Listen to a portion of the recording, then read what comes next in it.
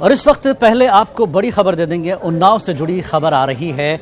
उन्नाव इस्मत रेजी कत्ल मामले से बड़ी खबर। मुलजिम पुलिस कांस्टेबल ने दिल्ली हाई कोर्ट में चैलेंज किया है। जी हाँ, बड़ी खबर। अपने ऊपर लगे इल्जामात को दिल्ली हाई कोर्ट में किया चैलेंज। कांस्टेबल आमिर खान ने 30 हजारी कोर्ट के फैसले को किया है चैलेंज। बड़ी खबर। उन्नाव इस्मत रेजी कत्ल मामले से जुड़ी मुलजिम पुलिस कांस्टेबल ने दिल्ली हाई कोर्ट में चैलेंज किया। अपने ऊपर लगे इल्जामात को दिल्ली हाई कोर्ट में किया चैलेंज। कांस्टेबल आमिर खान ने 30 हजारी कोर्ट के फैसले को चैलेंज किया।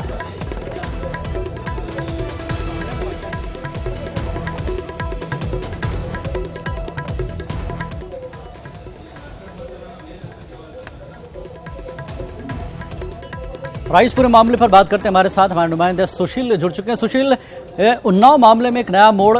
इसमें जो कांस्टेबल है आमिर खान, उन्होंने चैलेंज किया है। उन पर जो इल्जामात लगे हैं, क्या कुछ सुनने को मिला है इस पे?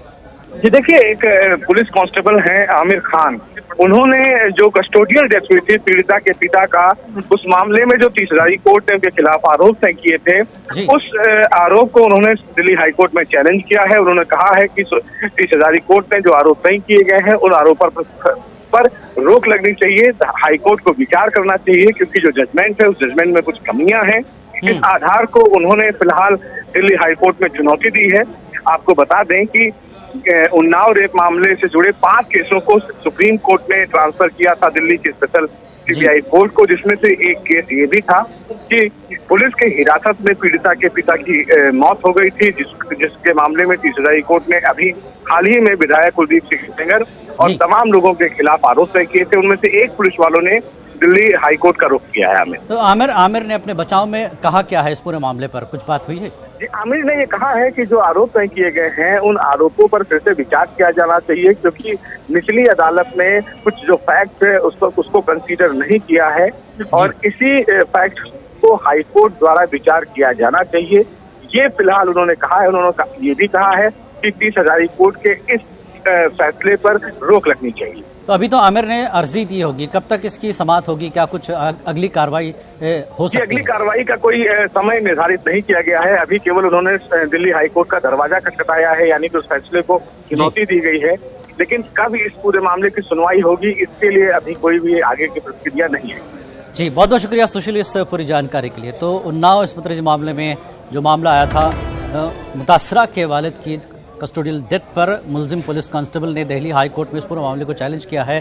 जिस तरह के कहा गया कि कांस्टेबल आमिर ने 30 हजारी कोर्ट के फैसले को दिल्ली हाई कोर्ट में चैलेंज किया है और कहा कि तमाम जो मामला है उस पर गौर किया जाए जो आरोप उन पर लगे हैं।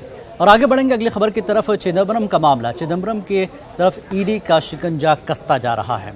तो सुप्रीम कोर्ट की आईनी बेंच चिदम्बरम की जमानत अर्जी पर समाअत कर रही है और चिदम्बरम की पैरवी के लिए कपिल सिब्बल और सलमान खुर्शीद अदालत में मौजूद हैं। इस बीच सीबीआई ने एक अर्जी दाखिल करके सुप्रीम कोर्ट से दरख्वास्त की है कि चिदम्बरम की जमानत अर्जी पर फैसले से पहले उसका मौक़िफ़ मालूम किया जाए। उधर चिदम्बरम के खिलाफ लुकआउट नोटिस जारी हुआ है। वो बिला इजाज़त मुल्क से बाहर नहीं जा सकेंगे।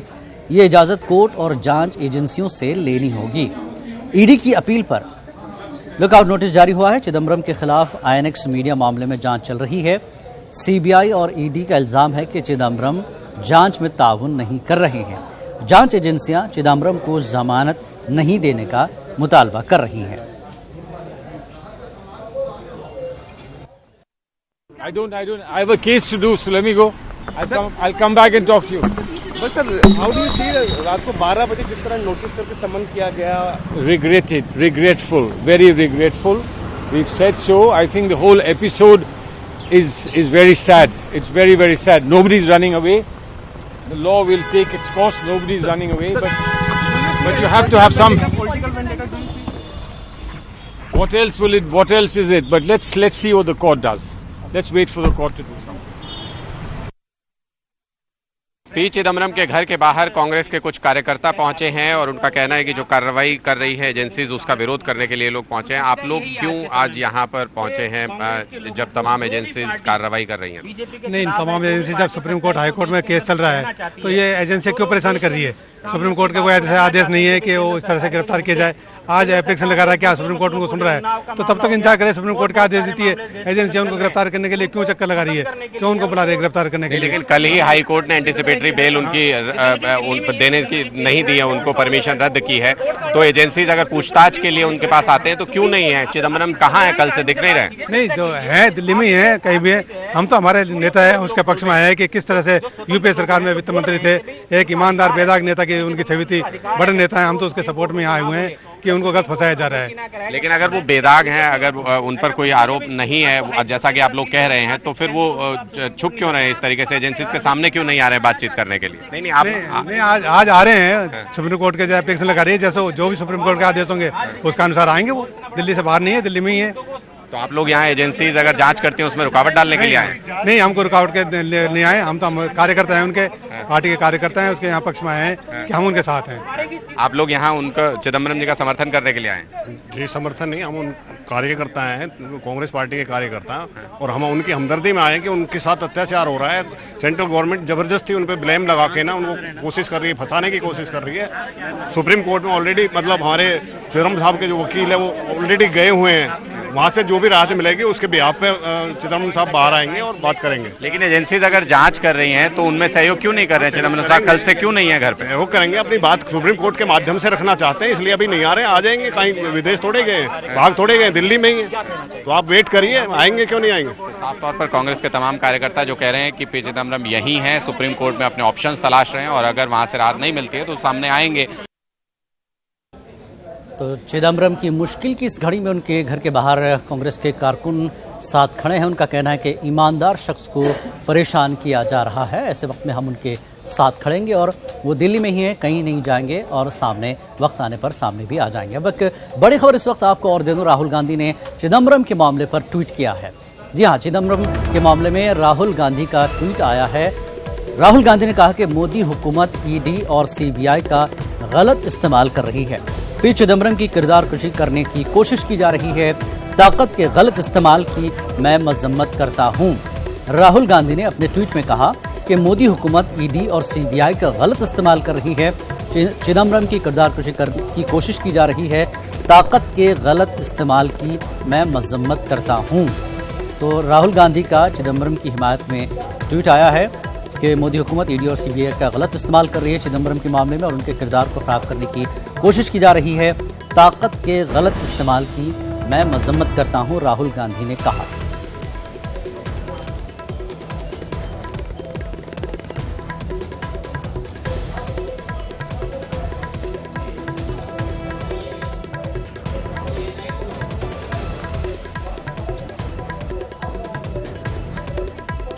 और रंजीता पूरे मामले पर हमारे साथ जुड़ी हमारी नुमाइंदा। रंजीता, जिस तरह से अब राहुल गांधी सामने आए हैं, ऐसे वक्त जब चिदम्बरम की जो है बुरा वक्त चल रहा है, सीधा इल्जाम सरकार पर लगाया कि ईडी और सीबीआई का गलत इस्तेमाल मोदी सरकार कर रही है। जी बिल्कुल जिलानी, देखिए राहुल गांधी का ट्वीट जो है वो अपने आप में ये बताता हुआ कि पूरा कांग्रेस, जो पूरी कांग्रेस है वो चिदम्बरम के साथ खड़ी है। बहुत कड़े शब्दों का प्रयोग किया है राहुल गांधी ने अपने ट्वीट में, और इस ट्वीट में सिर्फ सरकार नहीं बल्कि मीडिया पर भी निशाना साधा है। उन्होंने कहा है कि जिस तरह से मीडिया ने पूरे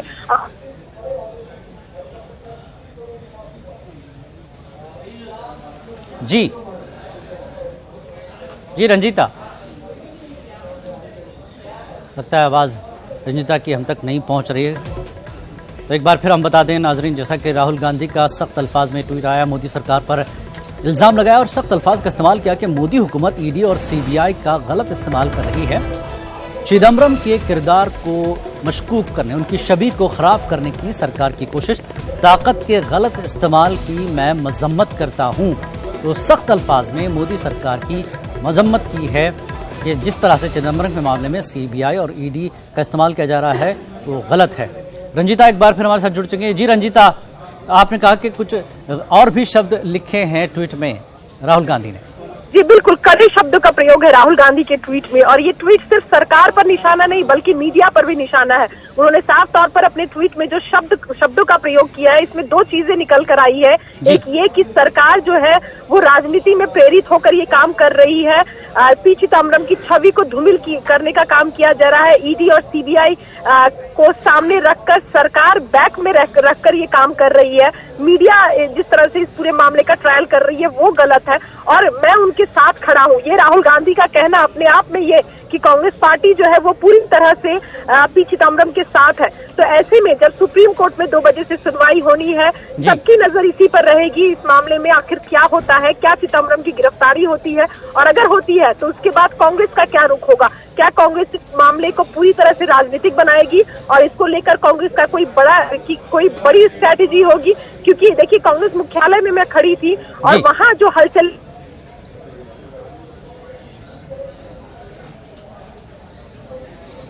हेलो, एक बार फिर राब्ता टूट रहा है रंजीता से। रंजीता ने जिस तरह से कहा कि सख्त अल्फाज का में मजम्मत की गई है, सख्त अल्फाज का इस्तेमाल किया गया है राहुल गांधी की जानिब से ट्वीट पर। उन्होंने कहा कि कांग्रेस और खुद राहुल गांधी ने कहा कि मैं उनके साथ हूं, यानी राहुल गांधी के इस हिमायती ट्वीट से लगता है कि पूरी कांग्रेस अब चिदम्बरम के साथ खड़ी है। जैसा कि रंजीता ने कहा कि 2 बजे सुनवाई होनी है, सबकी निगाहें इस सुनवाई पर होगी कि क्या कुछ चिदम्बरम का मुस्तकबिल आगे होगा।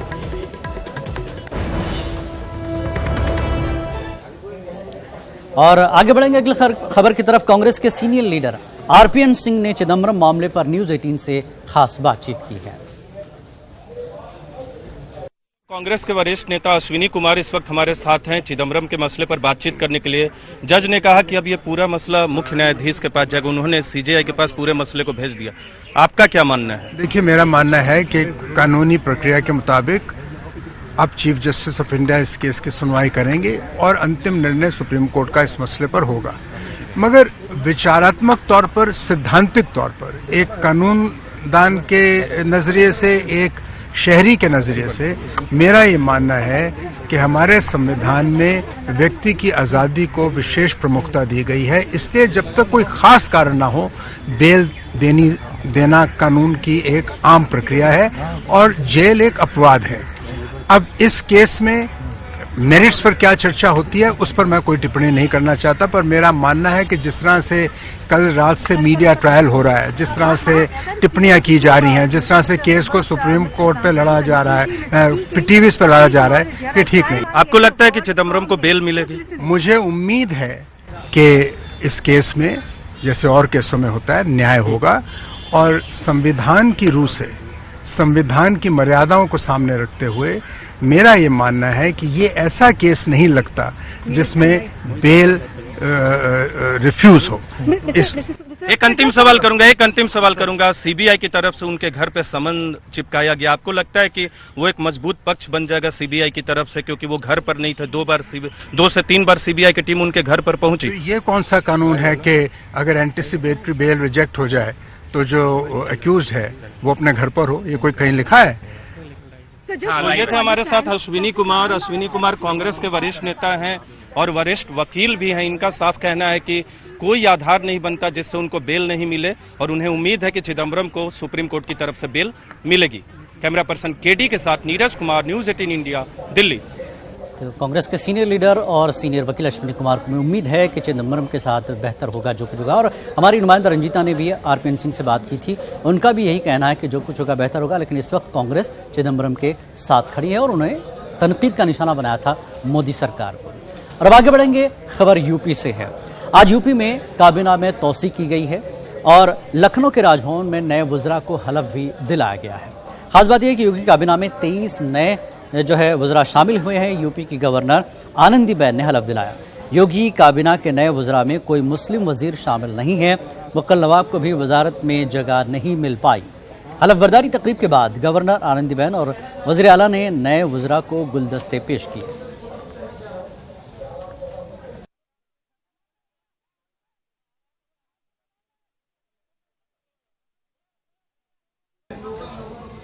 और अब खबर है जम्मू कश्मीर से। जम्मू कश्मीर के जिला बारामूला में सिक्योरिटी फोर्सेस और मिलिटेंटों के दरमियान इनकाउंटर खत्म हुआ है। ये इनकाउंटर बारामूला के गनाई हमाम इलाके में हुआ था। इस इनकाउंटर में एक मकामी मिलिटेंट को हलाक किया गया है, जबकि एक एसपीओ भी शहीद हुआ है। इस इनकाउंटर में एक सिक्योरिटी एहलकार भी जख्मी हो गया। शहीद जवान की शनाख्त एसपीओ बिलाल अहमद के तौर पर हुई है। बताया जा रहा है कि शहीद बिलाल अहमद इनकाउंटर के दौरान शदीद जख्मी हुए थे और अस्पताल में जख्मों की ताब न लाकर दम तोड़ा। इनकाउंटर मकाम से मिलिटेंट की लाश भी बरामद की गई है, ताहम इसकी शनाख्त अभी तक नहीं हो पाई है। सिक्योरिटी फोर्सेस ने मकामी लोगों से अपील की है कि फिलहाल इनकाउंटर के मकाम के नज़दीक न जाए।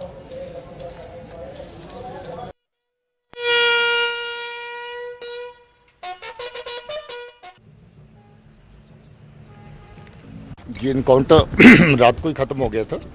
ये एक स्पेसिफिक इतला के ऊपर ऑपरेशन जो लॉन्च किया गया था और अभी एसपीओ बिलाल साहब जिसको श्रद्धांजलि अभी हम लोगों ने दी, ये जो इनिशियल टीम जो शुरू में गई थी उसका हिस्सा थे और शुरू में जो एंट्री के दौरान ही जब वहाँ पर गए उस वक़्त जख्मी हो गए थे और बाद में इनकी जो है वो शहादत हुई। इसमें सब इंस्पेक्टर हमारे अमरदीप हैं, उनको भी इंजरी आई और उनको रात को इवैक्यूएट किया गया है श्रीनगर आर्मी हॉस्पिटल में। इसमें एक खूंखार आतंकी जो काफ़ी ज़्यादा मिलिटेंट रिलेटेड एक्टिविटीज़ में शामिल था वो मारा गया है और हमें फ़ख्र है अपने बिलाल एसपीओ की शहादत पे और अपने जवानों पे। इसमें हमारी जो पार्टियां हैं इसमें सीआरपी, आर्मी के जवान और पुलिस की एसओजी के जवान सभी ने मिलकर के इस ऑपरेशन में हिस्सा लिया और इसमें जो मिलिटेंट इस इलाके का काफ़ी देर से एक्टिव था उसको मार दिया। पहले एक इनकाउंटर से ये बच निकला था, सोपोर में कुछ अर्सा पहले इनकाउंटर हुआ था। काफ़ी अरसे से यहाँ से ये एक्टिव हुआ था, लोकल मिलिटेंट है और काफ़ी एक्टिविटीज़ में शामिल था और अभी आज इसका जो है खात्मा हुआ। हम लोग समझते हैं कि ये बारामूला और इस खित्ते के लिए अच्छी बात है कि जो मिलिटेंट्स रिलेटेड एक्टिविटीज़ जो दोबारा इनको ये रिवाइव करने की कोशिश कर रहा था उसके रोक लगे।